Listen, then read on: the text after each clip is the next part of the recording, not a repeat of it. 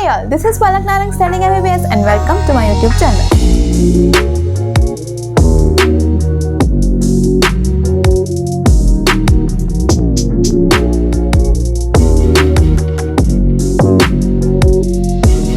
आज हम लोगों का ना एक छोटा सा टॉपिक जो बचा है MBI में, दैट इज DNA फिंगरप्रिंटिंग, वो क्विकली फिनिश करते हैं और इस चैप्टर को रैप अप करते हैं।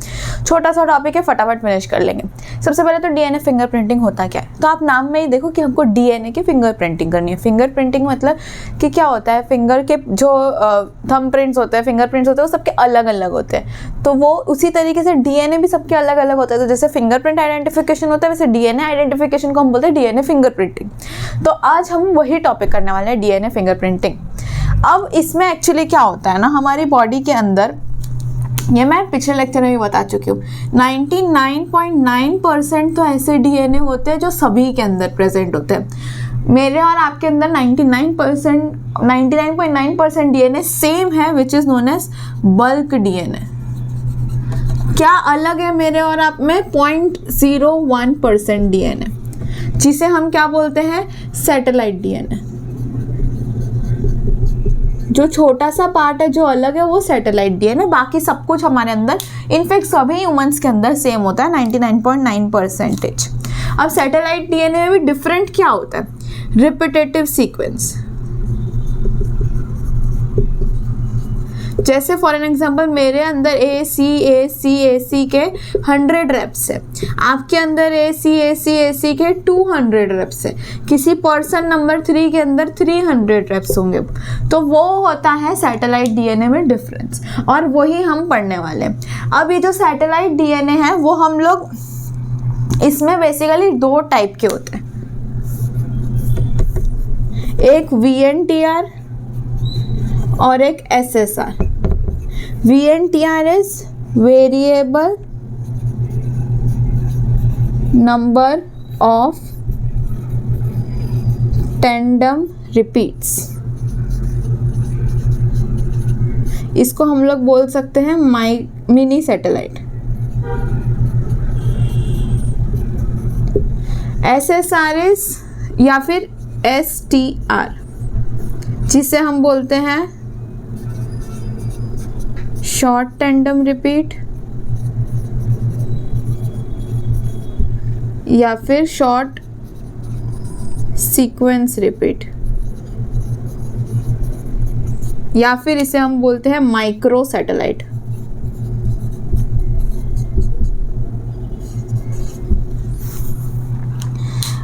मैंने क्या बोला कि मेजर, जैसे हम, मैं पूरा का पूरा DNA लूँ, पूरा एक कोई for an example blood sample लिया मैंने, कोई भी सैंपल में से DNA ले सकते हैं। ब्लड हो गया, कोई भी सिक्रीशन हो गया, सीमेन हो गया, कुछ भी हम लोग DNA का सैंपल ले सकते हैं। उससे हम लोगों को सेंट्रीफ्यूगेशन करना है। तो सेंट्रीफ्यूगेशन करते हैं ना, तो पीक आती है। एक सबसे बड़ी पीक होती है वो बल्क DNA होती है, और बाकी जो छोटी छोटी पीक होती है वो सैटेलाइट DNA की होती है। अब सैटेलाइट DNA क्या होता है, वो 0.01% DNA जो मेरे और आप में अलग अलग। तो वो अलग अलग किस बेसिस पे अलग हो सकता है, रेपिटेटिव सीक्वेंस के बेसिस पे अलग हो सकता है। किसी में कितनी रिपीट्स हो सकती है, किसी में कितनी रिपीट्स हो सकती है। जो 2 टाइप का है, एक मिनी सैटेलाइट, एक माइक्रो सैटेलाइट। मिनी का मतलब क्या होता है, स्मॉल, पर माइक्रो जो होता है वो मिनी से भी स्मॉल होता है, ठीक है। तो मिनी सैटेलाइट के अंदर कितने रिपीट्स होंगे, 1000 रिपीट्स होंगे। कोई भी जीन के 1000 रिपीट्स होंगे, पर लेकिन माइक्रो सैटेलाइट के अंदर 10 से लेकर के 100 रिपीट्स ही होंगे। इसके बेस पर इस 11 to 60 बेस पर। अब इसके बेस पर निकालना है तो दोनों के सेकंड डिजिट निकाल दो, तो 1 to 6 बेस पर होंगे शॉर्ट टैंडम रिपीट के, ठीक है। VNTR एक इंपॉर्टेंट पॉइंट है, shows high degree of polymorphism,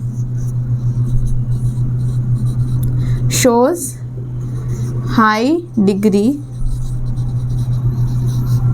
of polymorphism.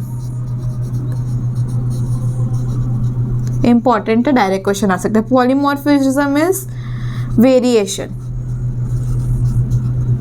At genetic level.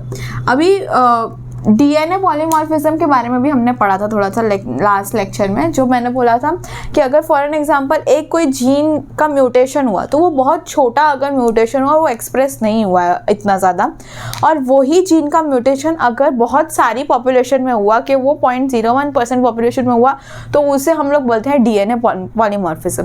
तो वही वेरिएशन हो गया किसी में, तो ये भी क्या है, वेरिएशन। जैसे हर किसी स्पेसिमेन नहीं यूज़ करना चाहिए, हर किसी सैंपल में जो डीएनए है वो अलग अलग होगा, तो वो वेरिएशन शो करेगा। भले एक ही इंसान का डीएनए है तो भी थोड़ा थोड़ा वेरिएशन दिखाएगा, दैट इज पॉलीमॉर्फिज्म।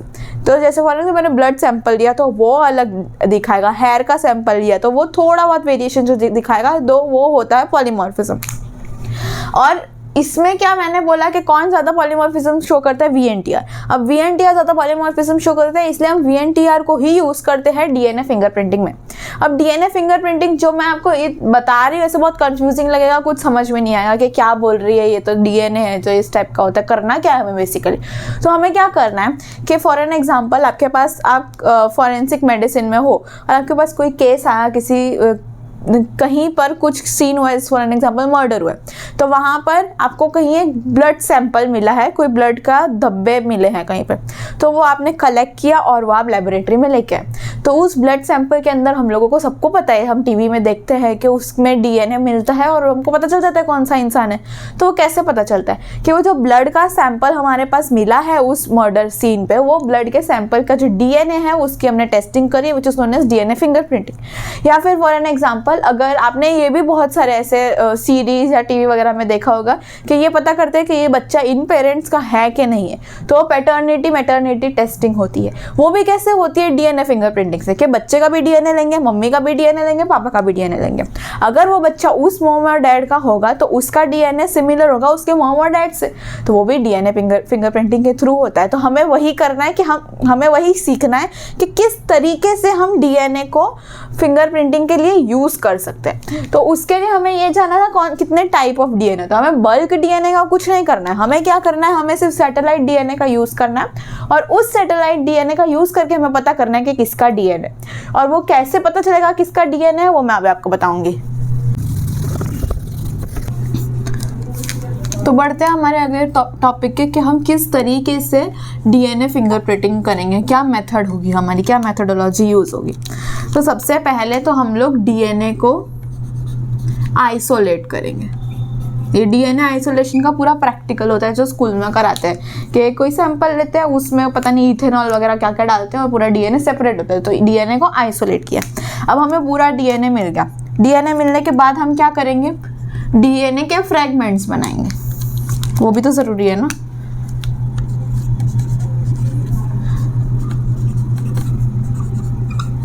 और फ्रेगमेंट्स कैसे बनाएंगे हम, रेस्ट्रिक्शन एंडोन्यूक्लियस।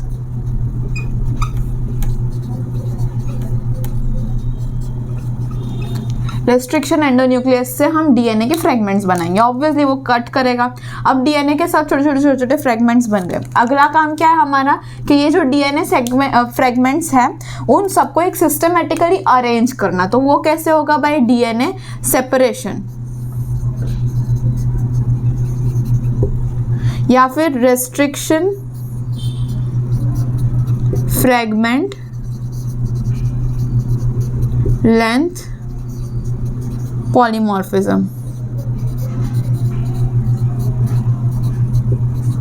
जो हम किसकी मदद से करेंगे ये हम आपको शायद पता होगा कि कोई भी डीएनए की सेपरेशन करना है तो वो हम लोग करते हैं अगारोस जेल इलेक्ट्रोफोरेसिस से।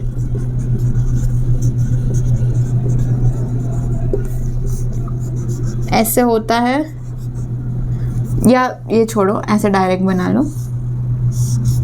अब अगर मैंने यहाँ पे सारे फ्रेगमेंट्स अगर डाल दिए तो वो फ्रेगमेंट्स यहाँ पे पूरा ऐसे सिस्टमेटिकली अरेंज हो जाएंगे। क्यों, क्योंकि डीएनए क्या है, नेगेटिवली चार्ज होता है और यहाँ पे पॉजिटिव चार्ज हम बना देते हैं, नेगेटिव चार्ज हम बना देते हैं। तो जो नेगेटिवली चार्ज डीएनए है वो यहाँ पे जाएगा, तो जो सबसे छोटा डीएनए है वो यहाँ पहुँचेगा, जो सबसे बड़ा डीएनए यहाँ पहुँचेगा, या फिर अदर वे राउंड, यहाँ पे हमने रख दिया, ये इधर चला गया। जो भी है बेसिकली आप समझ रहे हो, अगारोस जेल इलेक्ट्रोफोरेसिस जो मैंने आपको उसमें पढ़ाया है क्या बोलते हैं उस चैप्टर का नाम क्या है, बायोटेक, हाँ पता नहीं क्या चल रहा है, बायोटेक्नोलॉजी वाले चैप्टर में मैंने पढ़ाया है पूरा एगारस जेल, उसमें मैंने बताया है पूरा। तो हम लोग ने क्या किया, इसको जो फ्रेगमेंट्स थे उनको प्रॉपरली सेपरेट कर लिया। अब डीएनए जैसे छोटी चीज़ ना मुझे दिखेगी ना आपको दिखेगी, हमें उसको देखना है, तो हम उसे देखने के लिए क्या करेंगे, सबसे पहले तो इसे है ना नाइट्रोसेल्यूलोज पेपर या फिर नायलॉन पेपर पे ट्रांसफ़र करेंगे। तो कैसे करेंगे हम, इस टेक्निक को हम लोग बोलते हैं सदर्न ब्लॉटिंग।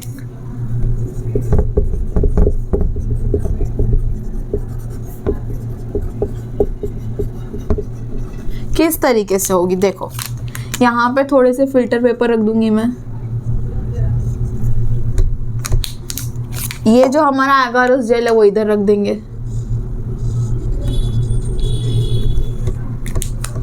वापस से एक फिल्टर पेपर रख दूंगी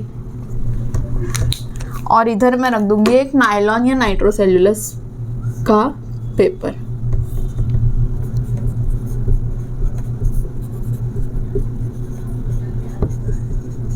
इससे क्या होगा, जो भी डीएनए के फ्रेगमेंट्स है वो सारे नाइट्रोसेल्यूलोज पे छप जाएंगे। तो अब जब मैं नाइट्रोसेल्यूलोज देखूंगी तो उसमें मुझे सारे डीएनए के फ्रेगमेंट्स दिखेंगे, क्योंकि हमको डीएनए के फ्रेगमेंट्स देखने के लिए हम डायरेक्ट इसमें हम नहीं देख सकते, तो हमको उसको इसमें ट्रांसफर करना जरूरी है। अब ये थी मेरी सदर्न ब्लॉटिंग। पर मैं आपको बोलूँ 3 टाइप की ब्लॉटिंग होती है, एक सदर्न, फिर एक नॉर्दर्न और एक western. Sorry for people who live in east, कोई ऐसे पर्सनल हेट नहीं है। तो सदर्न ब्लॉटिंग हम किस में करते हैं, हमें देखा ये डीएनए में करते हैं। फिर नॉर्थ में आए तो डीएनए से हम क्या बनाते हैं, आरएनए। आरएनए से क्या बनता है, प्रोटीन। ये याद रखने का तरीका है। 3 टाइप ऑफ ब्लॉटिंग होती है, southern blotting, northern blotting, western blotting. ये एक बार आ चुका है प्रीवियस ईयर में, इसलिए मैंने बताया, ठीक है। अब हमने क्या किया, सबसे पहले डीएनए को आइसोलेट करके उसके फ्रेगमेंट्स तोड़े, उसके फ्रेगमेंट्स को हमने प्रॉपर्ली सेपरेट किया और नायलॉन के क्लॉथ पे पूरा उसको छपा दिया, ट्रांसफर कर दिया। तो अब हमें अभी भी नहीं दिख रहा है, क्योंकि डीएनए तो डीएनए है, तो हम उसको देख सके इसीलिए हम उसके अंदर क्या डालते हैं, प्रोब डालते हैं, VNTR प्रोब, जो मैंने आपको पहले बताया। VNTR प्रोब अगर हम डालेंगे तो हमें वो दिखने लगेगा। वो कैसे दिखने लगेगा, समझो कि ये हमारा नॉर्मल डीएनए जो पूरे उसमें होगा, उसके बाद हमने ऊपर से VNTR प्रोब डाल दिया, तो ये तो नॉर्मल है, AC। VNTR प्रोब जो होगा वो इसके एग्जैक्टली कॉम्प्लीमेंट्री होगा, तो ये इसके साथ जाके क्या होगा, ज्वाइन हो जाएगा। तो ये क्या होगा, TG, एक्चुअली नॉट TU होगा, क्योंकि RNA DNA है, तो फिर ठीक है। तो AC का जो कॉम्प्लीमेंट्री है TG वो इसके साथ जाके अटैच हो जाएगा। अब जब इसके साथ जाके अटैच हो जाएगा तो हमें दिखने लगेगा। क्यों दिखने लगेगा, क्योंकि VNTR जो होता है वो होता है रेडियो एक्टिव,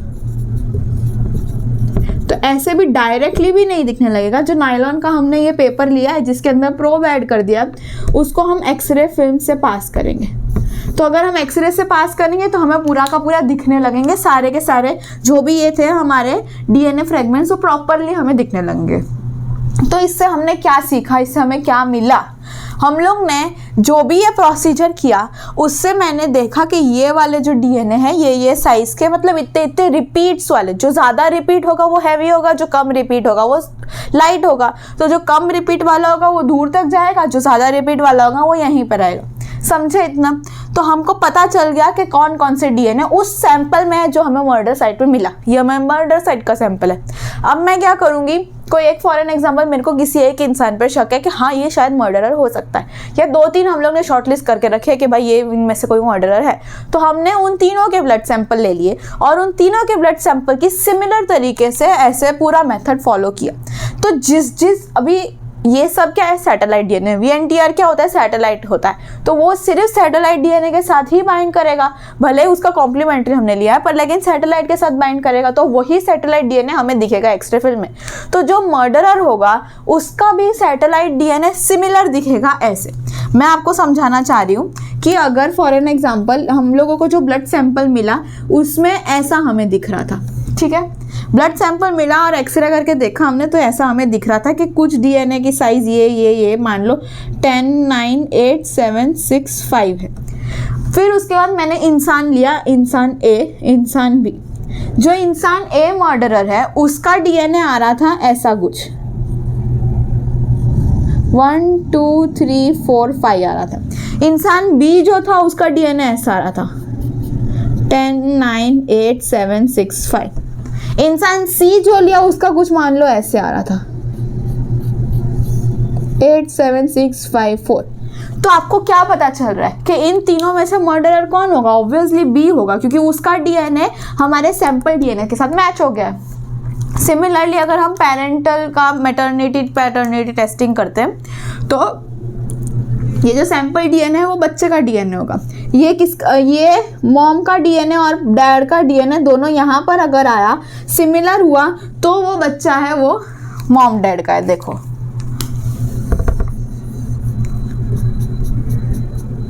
10 9 8 7 6, ठीक है। मान लो ये मॉम है, ये डैड है, ठीक है। इन दोनों का डीएनए मैच भी हो रहा है उनके बच्चे के साथ, सैंपल डीएनए के साथ, तो ये दोनों इसके मॉम डैड है। पर लेकिन ये जो है ये ना इसका मॉम है ना इसकी डैड, क्योंकि ये इसके साथ मैच नहीं हो रहा है। तुम समझ पा रहे हो कि इस तरीके से हम लोग कहाँ कहाँ पे ये यूज़ कर सकते हैं? हम लोग यूज़ कर सकते हैं कोई पर्सनल आइडेंटिफिकेशन के लिए, क्रिमिनल कोई फाइंड करना हो किसी को तो,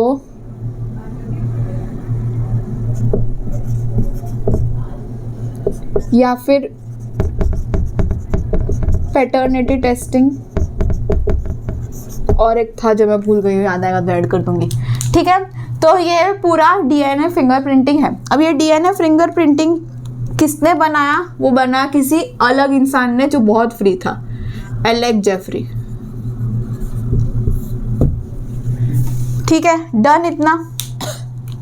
चलो तो इतना ही था हमारा डीएनए फिंगरप्रिंटिंग का टॉपिक। ज़्यादा कुछ ओवर द टॉप था नहीं, बेसिक था। इसमें से इतने क्वेश्चंस आते नहीं है तो इतना इंपॉर्टेंट नहीं है। जो दो चार मैंने पॉइंट आपको बताया बस उतना ही याद रखना है, ज़्यादा कुछ याद रखने की भी ज़रूरत नहीं है। एमबीए में बहुत कुछ है जो बहुत इंपॉर्टेंट है, वो उस पर ज़्यादा ध्यान दो।